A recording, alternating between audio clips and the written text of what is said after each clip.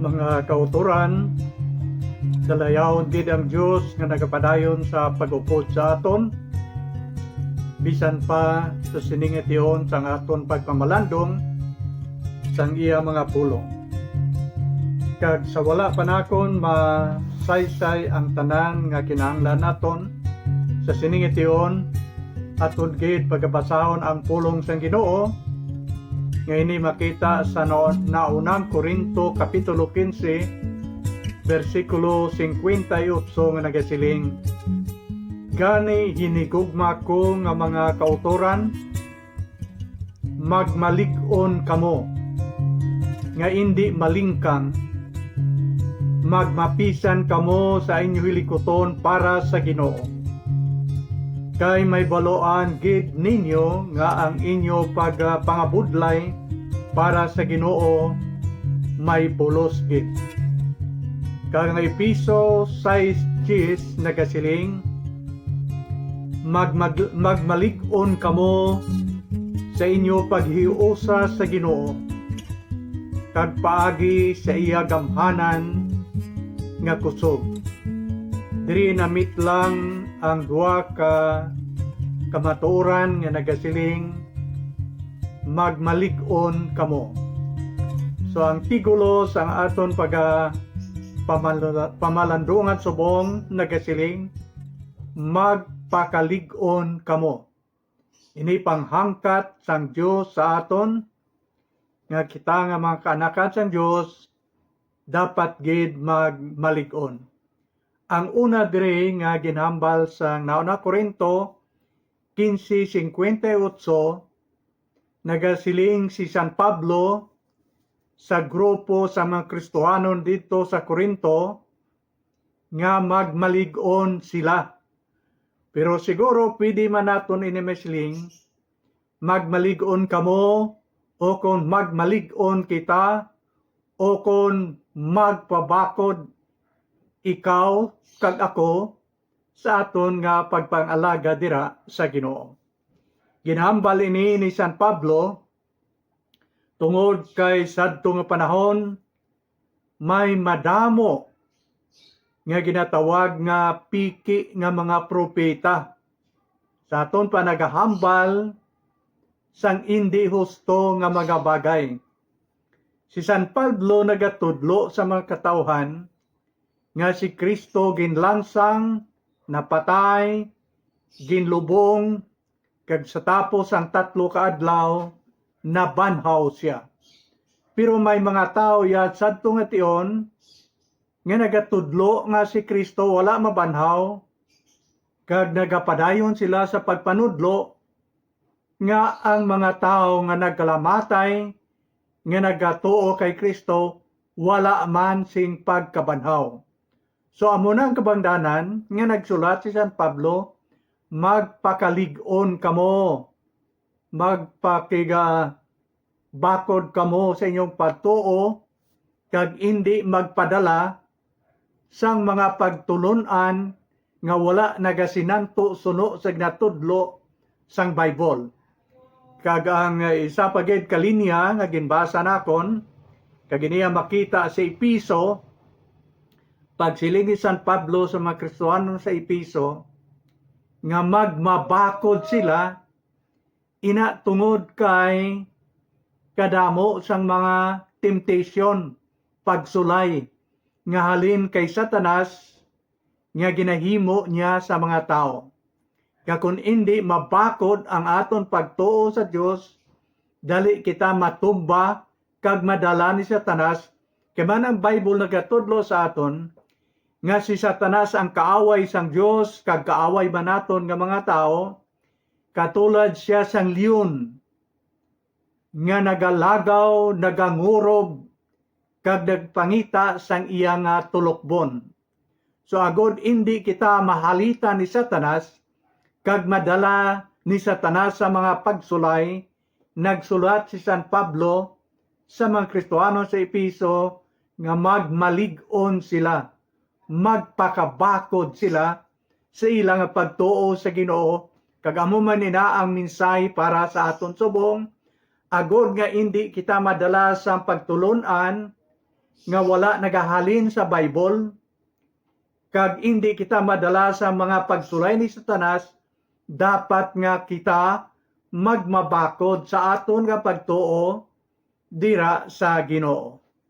So si Satanas may ara nga paborito nga sala nga ginatanyag sa mga tao, agud ang mga tao dali matumba kag magpalayo sa Ginoo.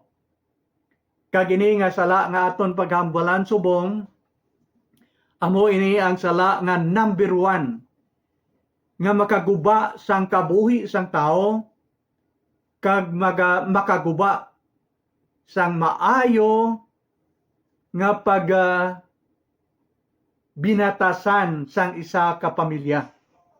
O kung ginaguba ni Satanas ang kalinong sang pag-inupdanay sang mag-asawa kag sa ilang mga kabataan. Kabalo ka kung ano ini nga sala. Ginatawag ini nga sala nga sexual immorality. Amo ini nga siling sa Hiliganon, pagpakighilawas. Kung ang isa ka lalaki bana magamit sang isa ka babae nga hindi niya asawa, pakighilawas ina. Sexual immorality ina. Kagini nga sahi sang sala, number 1 nga makaguba sang maayo nga pag-updanay sang mag-asawa kag sa bug-os nga panimalay. Siguro dali mapatawad sang asawa o kunbana kung ang iyang partner, iyang asawa o kunbana matamad. Daw dali lang na siguro iya mapatawad nga sala.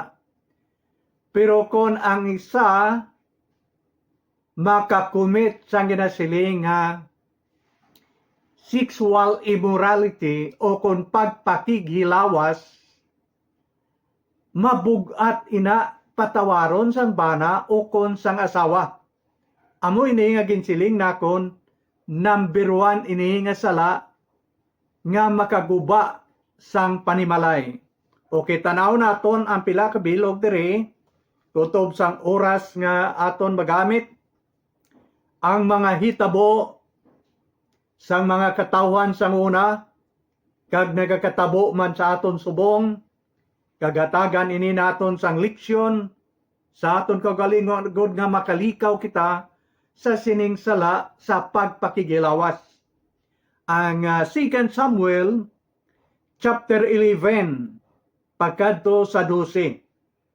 Kung may Bible kamo, inyo ini pagabasahon, kag ini naga-istorya nanungod sang natabo kay David kag kay Bathsheba. Ang istorya sa Bible nagahambal nga isa kation si David nagsaka sa atop sa ilang balay, ang atop plat, pwede siya to maka pungko-pungko kag nagatanaw-tanaw siya palibot sa iya nga palasyo. Kag nakita niya si Bathsheba nga nagapaligo. Okay? So do medyo guwapa gid man siguro si Bathsheba. Nagsulod paagi siyang mata, ang hindi maayo nga panghuna-huna. Mga kauturan, aton dumdumon ining duha ka bagay. Sa aton lawas, nagasulod ang maayo kag hindi nga maayo nga mga bagay paagi sa aton mata kag paagi sa aton dalunggan, paagi sa aton makita kag paagi sa aton mabatian, nagasulod ang maayo kag malain sa aton huna-huna kag sa aton nga kasing-kasing. So bantayan gid naton maayo kay amo ni natabo kay David. Bantayan gid naton maayo sa aton kabuhi kung ano ang aton ginatan-aw adlaw-adlaw. Siguro may mga malaswa nga talan-awon sa TV, kag iban pa nga talan-awon, pwede naton hindi pagtanawon kay kung sige naton inatan-aw, nagasulod ina pagi sa purtahan sa aton mata, nagasulod sa aton huna-huna kag balatyagon, kag nagalain kay man amo na pirme ang aton ginatanaw. Kag dapat bantayan man naton kung ano ang aton ginapamatian. Ano pirme ang paborito nimo nga ginapamatian? Kung ang ginapamatian nimo medyo ang binastos pirme nga istorya, nagasulod ina sa imong kabuhi, kag ang imong kabuhi nagalain. Maayo pa siguro ang pamatian nimo pirme ang mga ginahambal nga mga maayong pulong halin sa Bible, magsimba ikaw, makabati ikaw sang pulong sang Dios. Sa imong pagsimba mabatian nimo ang mga Dios nun nga mga alambahon. Sa imong pagsimba mabatian mo ang mga pangamuyo sa simbahan, ina nagasulod sa imong kabuhi kag ina nagapabakod sang imo Kristohanon nga kabuhi. Pero kung aton ginatan-aw pirme mga malaswa nga talan-ahon, ang aton pirme ginapamatian, inang medyo panos nga klase sang balita kag istorya ti ina nagaepekto sa aton kabuhi. Si David nakita niya si Bathsheba, nagwapahan gid siya. Ti anong ginhimo niya?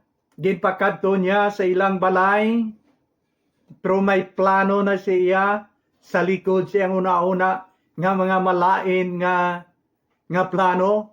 Pagabot ni Bathsheba dito sa palasyo, nahimo gid ang iyang plano nga malain.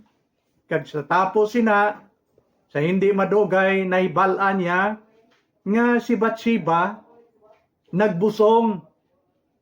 Karon nabalaan ni Haring David nga ang bana ni Bathsheba isa ka soldado ni David. Okay? Soldado sang pungsod nga Israelinon sa idalom sang hari.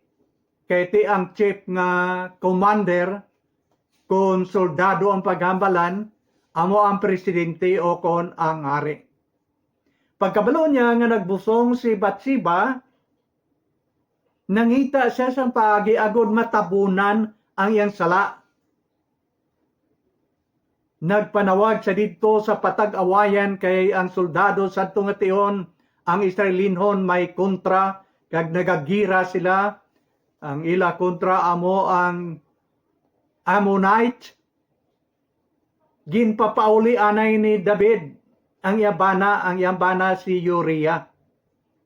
Ginpapauli niya kag si Uriah ang bana ni Bathsheba nga nagabusong na, nagkadto sa hari.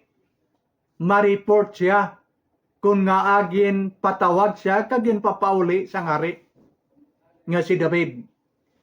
Ginhatagan sang damo nga padya gift si David si Uriah. Insiganan ka niya si Uriah ling ni David, okay, may padya ka tungod kay ikaw maayo nga soldado, masaligan tampad sa aton pungsod Israel, ari ang padya nimo. Luwas ini nga padya siling ni David, tagaan ka na akong 2 ka adlaw nga pahuway. Mag-relax ka, anay mapahuway ka man kay tigira ang ginhalinan ni Uriah, kay man soldado siya. Ti siling David, puli ka anay sa inyo, ma-relax ka bali 2 ka adlaw kag 2 ka gabi, pagkatapos sinama balik ka na dito sa patag-awayan. Dumayo gid si David ulo istorya sa iya. Pero si Uriah nga bana ni Bathsheba nagpanawag sa palasyo, na istorya niya ang mga guard dito sa palasyo, mga security guard, mayong ila istoryanay, naghangpanay sila sa mga security guard kay halos pulo parehas ang ilang trabaho. Kag si David kung si Uriah wala magpuli, dito lang siya nag-star upod sa mga security guard sa ilang mga ginahigdaan, tulugan. Nagaistoryahanay sila dito.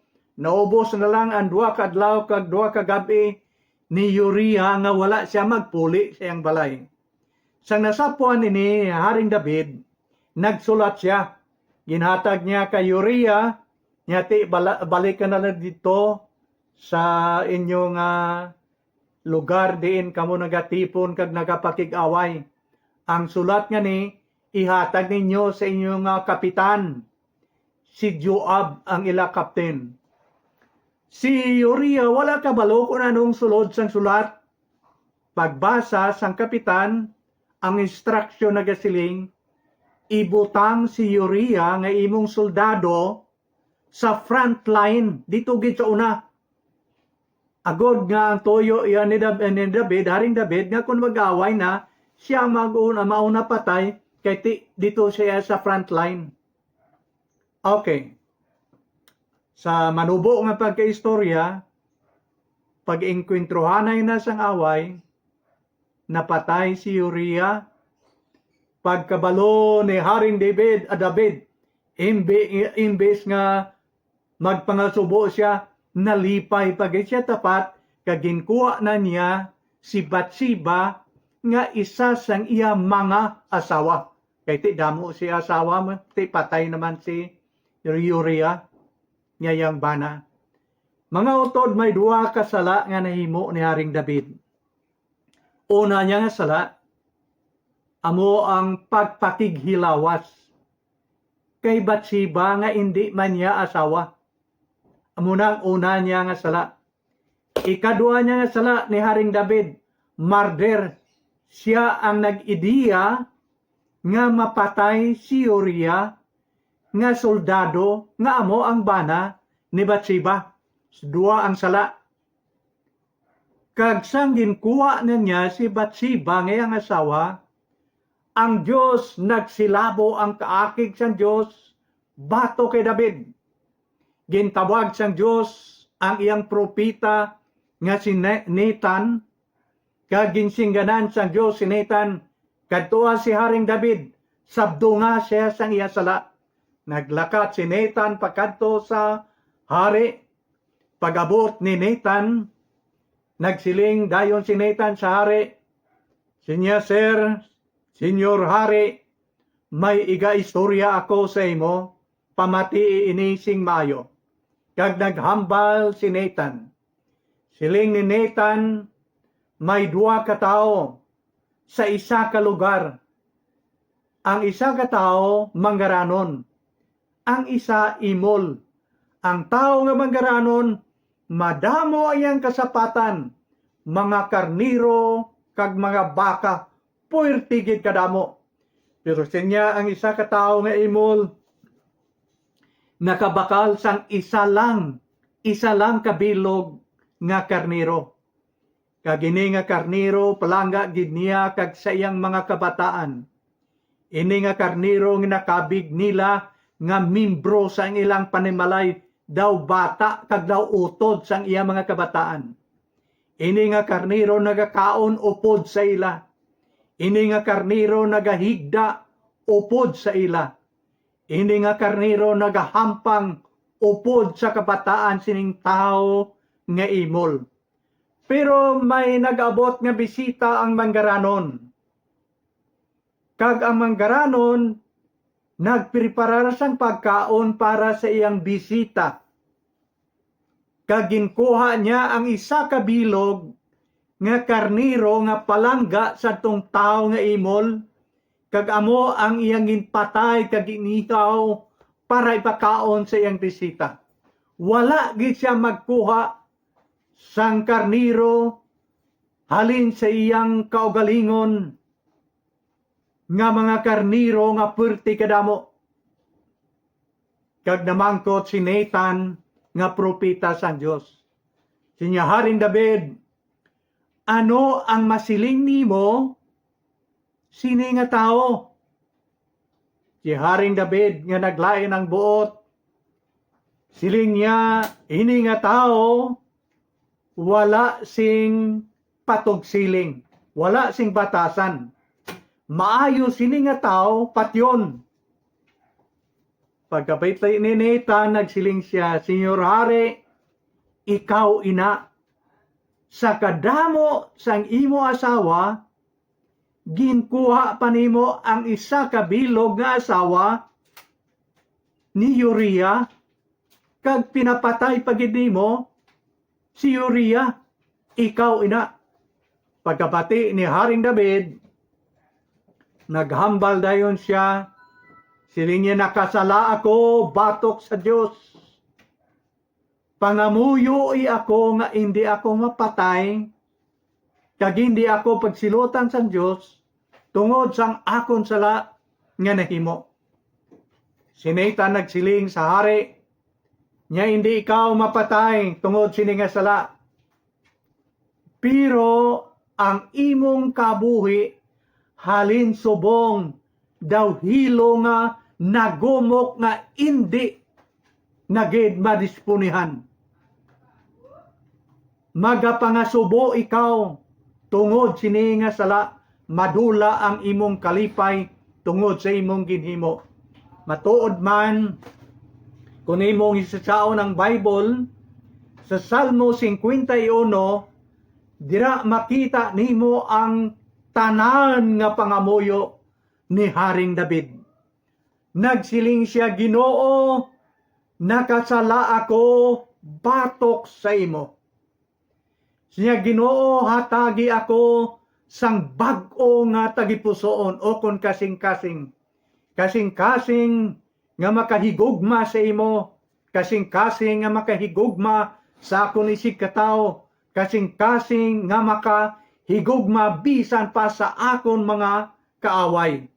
Bag-uha ang akon tagipusoon, siling ni David. Kagdugang pa sina, nagsiling si Haring David, siya, Ginoo, hindi pagkuhaa ang imong balaan nga espiritu sa akon kabuhi. Kaysa siningation, ginbatyag ni David, nga daw ginsikway siya sang Diyos, gintalikdan siya sang Diyos, kag nadula ang iyang kalipay. Nagsiling siya, Ginoo sa langit, iuli ang akon kalipay. Kay iyang pamatyag iyang kabuhi katulad sang isa ka suba nga nagmala, nga daw wala nagid singpulos, kag daw hindi na mapuslan. Miserable ang iyang pagpangabuhi. Ginalagas siya sa iyang konsensya, bisan diin siya makadto, nagahasol sa iyang una-una kag siyang balatyagon ang sala nga nahimo niya batok sa Dios. Mga utod amoy ning kamaturan. Kung kita makasala batok sa aton isig katao, katulad sang ginhimo ni David, sala man ina sa tubangan sang Ginoo. Hindi lang ina sala batok sa aton isig katao, kundi sala man ina batok sa Dios. Amo na nga nagsiling siya, Ginoo, sa imo nakasala ako. Mas mayo iya si Haring David, kay man naghinulsol gid siya sang iya mga sala, nagtapat gid siya sa Dios, nga bag-ohon ang iyang tagipusoon. Kagamuni ang maayo nga side nga nahimo ni David. Naghinulsol gid siya. Kag kun aton tandawon ang pulang ng paghinulsol, ang paghinulsol amo ang pagbiya, pagtalikod, halin sa sala, kag pagbalik sa Ginoo. Ginbiyaan, gintalikdan niya ang sala, ginhinulsolan niya, kag nagpanumbalik siya sa Dios, ang Dios nga nahigugma, kag sarang makapatawad sang tanan nga sala nga ato nahimo sa sining kalibutan. Mga kautoran amo ini ang ginatudlo sang Bible sa aton. Ang tanan nga sala masarangan sa pagpatawad sang Dios. Ang hindi lamang masarangan sa pagpatawad sang Dios, amo ang sala nga aton ginapalangga kag wala naton ginahinulsulan sa atubangan sang Ginoo.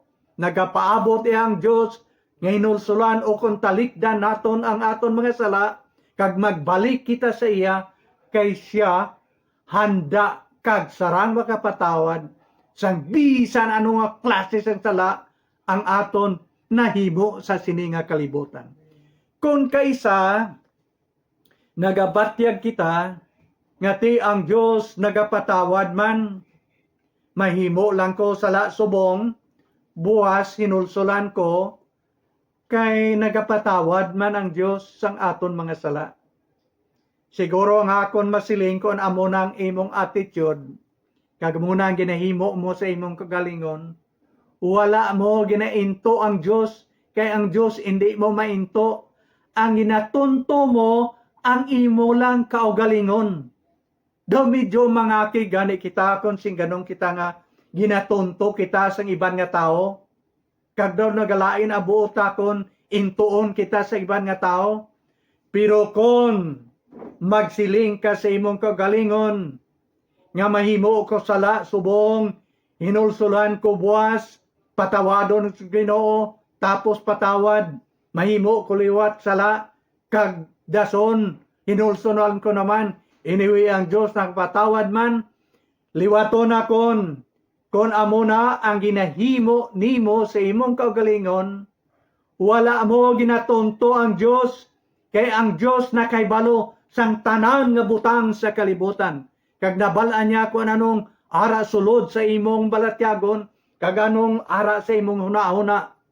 Wala mo ginatunto ang iban o kung ang Diyos, ikaw lang mismo sa imong kaugalingon, amo ang nagainto sang imong kaugalingon. So tanaw na naton ina, nga kamaturan, si David, yan patawad sang Diyos, tungod kay ninulsul siya, kung si David nakasala sang dako-dako nga sala batok sang Dios, siya man makasarang magpatawad sang imo kag akon nga sala. Si David nakasala, pero si David wala na nagapakasala, tapos nga ginpangamuyuan niya kag hatagan niya, nagpangayo siya sing patawad sa Ginoo. Okay, ginhambal na ko nini sa una, suliton ko lang subong. Lain niya ang istorya kung magsiling ka nga ang isa ka tao nakasala. Kag lain man niyang suglanon kung isa ka tao magsiling nga siya nagapakasala. Way na yagauntat, sige. Ang isa tuya nakasala tuod pero ginhinulsulan niya kag inuntatan. Pero kung magsiling kita ang isa ka tao nagapakasala, way na naghinulsol, sige na iya ang himo niya sang sala. Kag ginapaabot sang Dios nga kung kita maghinulsol, hindi na kita magpakasala kundi untatan ta na period. Kag kita magsugod na pag-alaga dira sa Ginoo. Okay. Ang masunod gyud tanaw naton kay ti lalaki to ya si David, no? Titanaw naman naton ang babay. Ang babae kag laki, pulo parehas lang. Pwede man ang lalaki makasala sa ginatawag nga adultery. Okay? Ang babae pwede man makasala sina nga klase ng sala. Ang pagpakighilawas, pwede nga mahimo sang lalaki, kag pwede man mahimo sang babae. May isa ka babae. Kagini ang yang record makita sa John chapter 8 verses 1 pakadto sa 11. Ini nga babae nadakpan sa akto nga nagapakighilawas o kung nakakumit sang sala nga ginatawag nga adultery. Ang adultery, kung tunan mo ang napulo kasugo sa Exodus chapter 20, nakasulod na siya sa napulo kasugo, nga ang sugo sang Dios hindi kamo magpakighilawas o kung sa maatag nga pulong sa hiligay non amo ni siya. Ang lalaki hindi magpangin babae, ang babae hindi magpangin lalaki. Amo ina ang diretso nga sugilanon. Okay, may babae nga dadakpan sa akto. Okay? Akto kung sa aton pa nagahimo gid sila sang malaswang hilikoton kag nadakpan sila. Sang nadakpan na sila, gindala ini nga babae kay Jesus Christ. Ang nagdako Pariseo, Kag ang upod sang Pariseo ginatawag na nila nga manunodlo sang kasuguan. Ang tanan nga kasuguan sa Old Testament memorya ini nila kay ti amo nang obra sang mga eskriba ang pagtuon kag pagtudlo sang mga kasuguan sang Dios. Gindala ng babae si Kristo sadto nga tion didto sa templo o kon sa dako nila nga simbahan sa Jerusalem. Didto si Kristo nagapanudlo sa mga tao. Naga-Bible study sila dito sa templo, sa katedral, sa dako nila nga simbahan. Gindala nila dito ang babae. Gintiklod siya sa tubangan ni Kristo. Ang mga tao nga nagapamati dito sa pagtudlo ni Kristo nakakita. Kag ang mga eskriba kag Pariseo nagsiling, Ginoo, nadakpan namon ini nga babay sa akto sa nagahimo gid sila. Nga ini nga babay nakakumit sang adultery, nagapatighilawas, nagpanglalaki ini nga babay. Kag nagsiling ang manunudlo sang kasuguan. Siling niya, Sir, suno sa kasuguan ni Moses, ini nga babay dapat patyon, paagi sa paghaboy sang bato. Batuhon siya, tub-tub mapatay, suno sa kasuguan ni Moses. Okay, si Kristo nagdoko kag nagsulat-sulat siyang kamot dito sa duta, kag naghambaliwat ang mga nag-akusar. Siling niya, Jesus Christ, anong masiling mo? Anong sintensya ni mo siling nga babay? Nagtulok si Kristo sa ila kag nagsiling, kung sino sa inyo ang wala sing sala, amo ang una maghaboy sang bato sa sining nga babay. Pagkapitay sa nga mo nga mga tao, ginbuyan nila ang ilang bato sa ilang kamot. Kag si Kristo nagduko liwat, kag nagsulat-sulat. Pagtungkao ni Kristo, ang mga tao naglalakat na, naglabiya sila, halin sa mga magulang, tod-tod sa mga bata pa sila, naglakat. Nagpamangkot si Kristo sa babay. Sige babay, di ina ang nag-akusar sa imo nga buot magpatay sa imo. Siling sa babay, Ginoo, wala na sila. Nagtalikod kag naglalakat silang tanan. Siling ni Kristo sa sininga babay, ako hindi magkondenar sa imo. Kung sa aton pa nagsiling si Kristo, ako hindi magsintensya sa imo sa kamatayon. Pero, kagamunin doon mo natin subong, kung anong siling ni Jesus Christ.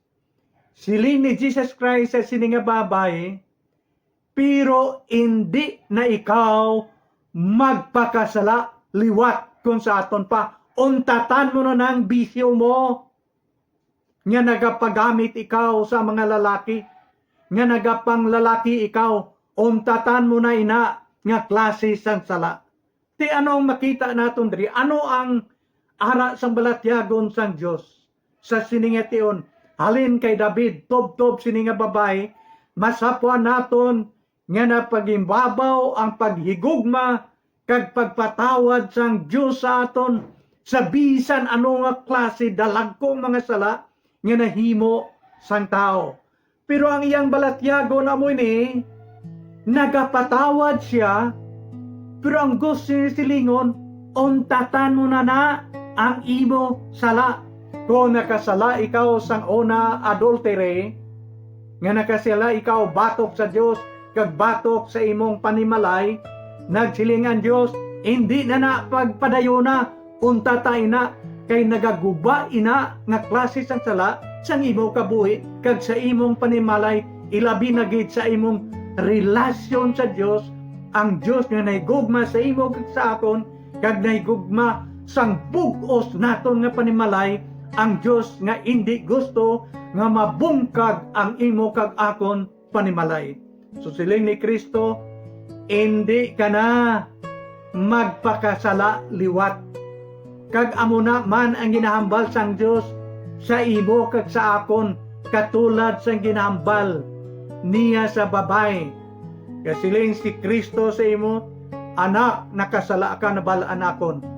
Pero dapat nga hindi ka na magpadayon sa paghimo sina nga sahi sang sala. Kag bisan anong dakway sang sala, hindi ikaw magpatingtar kay man si Satanas nagakadlaw tudo-todo ko ng isa ka tao mahulog sa sala. Pero ang Diyos sa langit nagapangasubo kung ang iyang mga kanakan nagahimo sa mga bagay nga hindi maayo sa iyang atubangan. Kag diri nakon tapuson, may isa ka dinalan nga makita ni siya sa Galacia 5. Kung may Bible ka, imo gitan-awon halin sa 16 pakadto sa 20. Galatians chapter 5 verses 16 down to 20. Amo ini ang ginhambal sang Bible, kagliputon lang nakon sa paghambal. Naghatag ang Diyos ang warning sa aton. Nagasiling siya, ang mga nagahimo sini nga sala. Ano nga sada? Adultery, pagpakighilawas. Siling sang Bible, ang nagahimo sini nga sala, hindi makasulod sa ginharian sang Diyos. Sulita ang Bible mo, tanawa dira sa imong Bible, Galacia, sugda, Galatians chapter 5, sugdi pagbasa 16, pagkadto sa 20. Kay imo makita ang warning sa Diyos. Siling sang Diyos, kung mag-practice ikaw sa ginasiling nga pagpanginlalaki, o kung pangbabae, o kung adultery, o kung pakighilawas, ginawarningan kita sa Diyos. Siling niya ang nagahimo sini nga sala, hindi makasulod sa ginharian sang Diyos, hindi makapanubli sa ginharian sang Ginoo. Mga kautoran, wala ko kamo ginapahog, ginapakita ko lang sa aton tanan ang ginasiling sang Bible. Kay nagato ako kag nagasalig ako nga ang Bible amo ang pulong sa Dios, kag ang pulong sa Dios nagatudlo sa aton kung ano ang maayo para sa aton. Kag kung ano ginatudlo sang Bible, ining tanan matuman kay man ini pulong sang Ginoo. Wala sing bisan isa ka litra o kung isa ka tuldok nga yara na sulat sa Bible nga hindi matuman. Dapat nga ato na ni mabalaan subong, kag dapat nga kon sa labdungon kita, magpasabtong kita sa Ginoo. Kay ang Dios nagahigugma sa imo kag sa akon, kag gusto niya nga makaangkon kita sang Dios non nga paghidait kag kalinong sa aton nga panimalay. Madamong salamat, kabay nga ang Dios magapadayon gid sa pagpakamaayo sang aton kabuhi kag sa bug-os naton nga panimalay. Madamong salamat.